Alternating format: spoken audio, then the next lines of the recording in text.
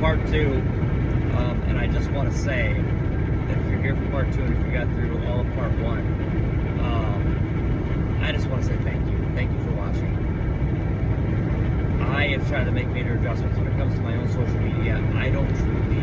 I'll get stuck in reels sometimes, but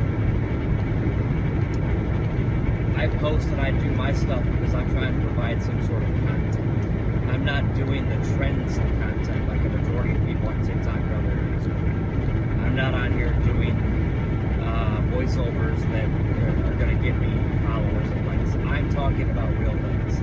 I am spreading awareness on real life situations. I am talking about daily interactions. I make videos on trying to help people, trying to motivate people, and also talk about the business that I'm trying to start in Shamrock Beard Essentials. I don't want to get on TikTok and mimic and copy a voiceover because somebody else's clip or somebody else's soundbite is popular and it's going to make a difference for me. I know this is loud and it might be tough to hear me. I'm trying my best. I don't like that. That just feels like copyright. That just feels like where we're at in everything in life. We've literally seen it in the last year or two, or it could be longer, but we're seeing it big time right now with AI. AI does everything for us. So instead of being creative and figuring it out ourselves, you can take a picture or you type in a few words and AI will chat GPT or whatever the heck it's called. It will put together a story or a thesis or a text message to a girl. It will create a photo. Now these things can be great and useful, but when you rely on it completely, who are you? You're making up a facade, you're making up something that's not truly there. When you're using it and intertwined with a business where you're adding to something that you've already created, that's something. But when you are utilizing that AI to get through every portion of your life personally, I find that to be that you have the tools to be creative. You probably have the creation ability in you to be a creator of some sort. That doesn't just mean media creator or digital creator. This truly means like that you can be creative, an artist of any type, not just art or painting or singing or music or rapping. Like this is just that there is an art in so many things in life, and we numb and we dull and we forget our talents because we can just simply quickly type in a few words and get the result that we want instead of truly generating it. And that goes back to instant gratification. Circling back in the early 2000s, may have been late 90s, but I'm pretty sure early 2000s, we found a generational time in society where participation awards, the person in last place will get a trophy or a medal. In some cases, a trophy or medal in the same size or same rewarding scale as the person who finished first, second, or third. So, and these people who finished last didn't ask for that. People in charge and in leadership, adults, made that decision to give that entitlement. There are kids out there that truly find that entitlement and they think they deserve that last place trophy. There are also kids and people out there that are embarrassed by that last place trophy. Me, myself, I can have a really great outing in a really great situation. I could be in a team sport and I could have the best game I've ever had. But if we lose the game, or if my team struggled, or there was a major hardship within that independent little victory for myself, who am I to celebrate and be all about myself and not the rest of the team?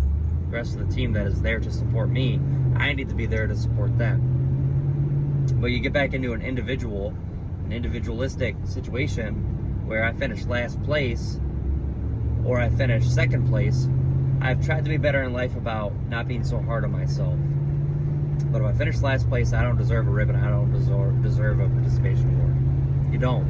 Because once you hit the real world, once you get out of elementary or school sports, once you get into the real world, you start to realize that finishing last doesn't get you anything.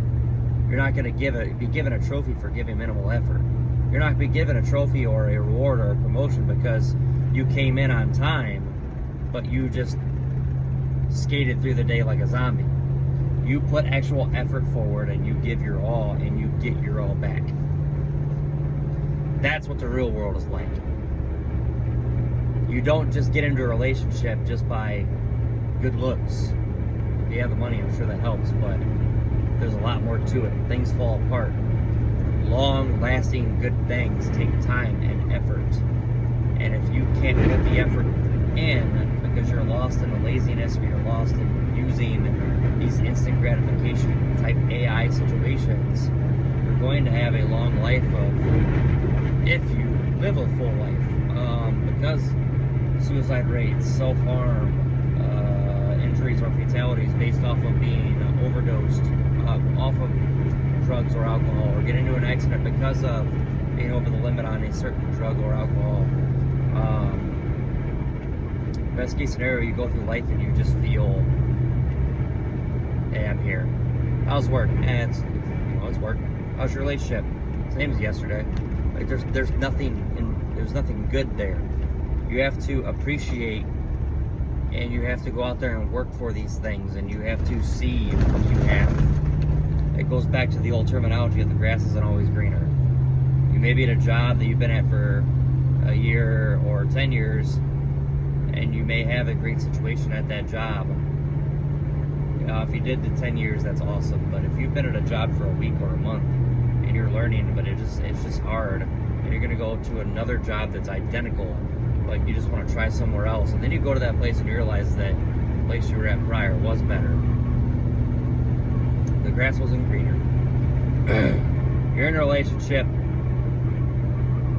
You jumped into that relationship because you felt lonely. That person, maybe you're not compatible with, but there is lust and there is honeymoon phase. So things seem great.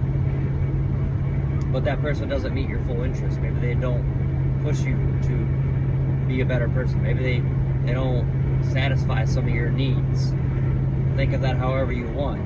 And then you meet somebody who may be interested in you, whether it's for something that you have, or because they know that they can't have you because you're in a relationship and they just want what they can't have.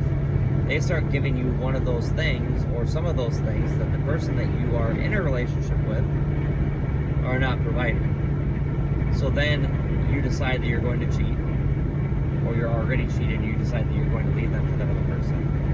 And then eventually that relationship fails because the person that you got involved with you knowing that you were already involved with somebody, and they then got involved with somebody while they were with you because that's who they are. They don't have the morals to only be involved with you, and if things aren't working out, you have an actual in-depth conversation and you decide, hey, can we make this work? Can we make this better? How do we make this better? What is the solution? Or we mutually agree that this is not compatible, this does not work, and we should go our separate ways, but be thankful for that journey that we went on. We have to find joy in the journey. We have to love the process. I may have went a million directions in this, but this is where our society is at, where it has been, and where it continues to turn and twist and be more damaging. I leave this with you to hopefully see that we find generations and we find leadership who will pick up the slack for maybe lack of parenting, for failed parenting, for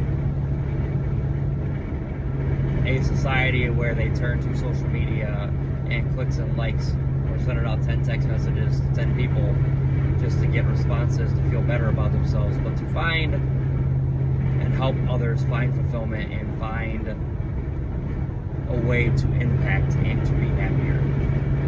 So this is 20 minutes video that I have done here. I hope that you have made it this far. If you have, like, subscribe, follow. If you are still here and you've made it this far in both videos, as I always say, make sure you tell somebody you love them. Make sure you express yourself to others so that they know what they mean to you. And that way you also know what you mean to them. Give people their flowers. And lastly, I just want to say thank you. Have a good Wednesday, guys. We're over the hump. Love y'all.